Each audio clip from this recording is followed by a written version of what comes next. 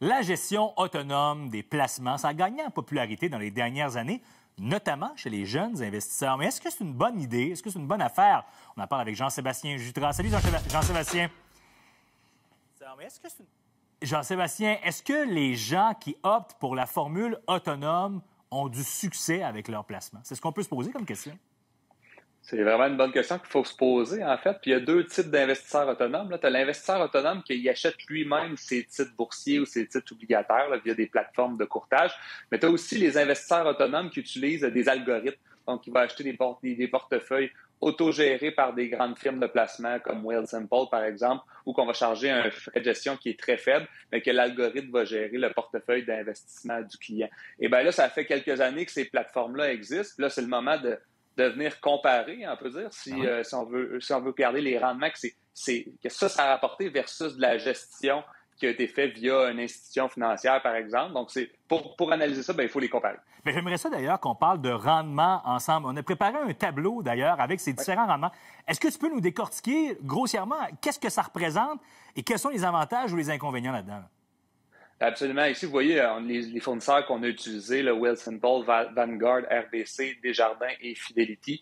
Alors, on est allé dans des portefeuilles qui sont audacieux, donc 80 en actions, 20 dans des titres à revenus fixes, des titres plus sécuritaires. Et là, regardez les rendements depuis le début de l'année. Donc, on a 4,4 du côté de Wealthsimple, 4,8 du côté de Vanguard. Et là, vous voyez les portefeuilles RBC, Desjardins qui ont un peu moins bien performé depuis le début de l'année. On a Fidelity qui a bien fait à 4,72. Ce qui est important, Simon, c'est regarder, c'est les frais de gestion à gauche. Donc, les frais de gestion passent de 0,24 jusqu'à 2,34 Mais on peut se rendre compte que parfois, les frais sont élevés, mais c'est pas ça qui va mettre de côté le rendement. On le voit avec Fidelity, par exemple. Qu'est-ce qui explique, par exemple, que deux institutions importantes, RBC, Desjardins, arrivent avec un taux de rendement moins élevé, vraiment, en fait, moins élevé? C'est simplement la composition du portefeuille? C'est une chance, un peu, au final? Bien, évidemment, il y a un facteur timing là-dedans. Il y a un facteur... Tu sais, sur des rendements à court terme, ça peut arriver qu'une institution financière fasse des erreurs. Ce qui est important, c'est de regarder peut-être plus les rendements à long terme. Le rendement à long terme vient montrer un peu la stratégie d'investissement de l'équipe de gestion de portefeuille, si elle est efficace. Donc, c'est sûr que sur des courtes périodes de temps, 1 an, 2 ans, ça peut arriver qu'il y en a qui a l'air meilleur que d'autres. Ouais. Quand on tombe à des rendements de 5 ans et plus, c'est là que ça devient intéressant de regarder la qualité de gestion du portefeuille. Oui, on le sait, hein, l'économie, c'est sur du long terme. C'est comme ça qu'il faut le voir. On parle de conseillers financiers, planificateurs financiers. Dans les dernières semaines, on a parlé de rente viagère ensemble. On le sait, ça a fait réagir. On a d'ailleurs posé des questions. Tu as répondu à des questions, d'ailleurs, la semaine dernière. Il y a des téléspectateurs qui nous ont écrit, qui nous mentionnent qu'ils n'ont pas pu en acheter. Est-ce que je comprends là, que ce n'est pas tous les conseillers qui distribuent les mêmes produits?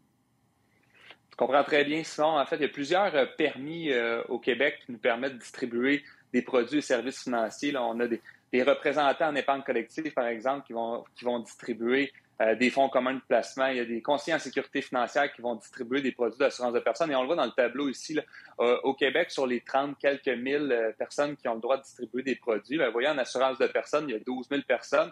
Représentants en épargne collective, c'est les gens que vous voyez dans les banques. Donc, il y a 22 800 personnes dans les banques qui peuvent distribuer des produits d'épargne collective. Malheureusement, n'ont pas le double permis. Donc, le permis qui leur permet de distribuer des produits d'assurance comme la rente viagère, ils ne l'ont pas, donc ils ne peuvent pas la distribuer. Et c'est pour ça qu'ils vont vous dire qu'ils ne peuvent pas vous le distribuer. Ils n'ont pas ce permis-là. Bon, heureusement, ça répond à cette question, Jean-Sébastien. Merci beaucoup pour ton temps aujourd'hui. Ça nous éclaire justement pour nos placements, toujours fort intéressant. Merci, Simon.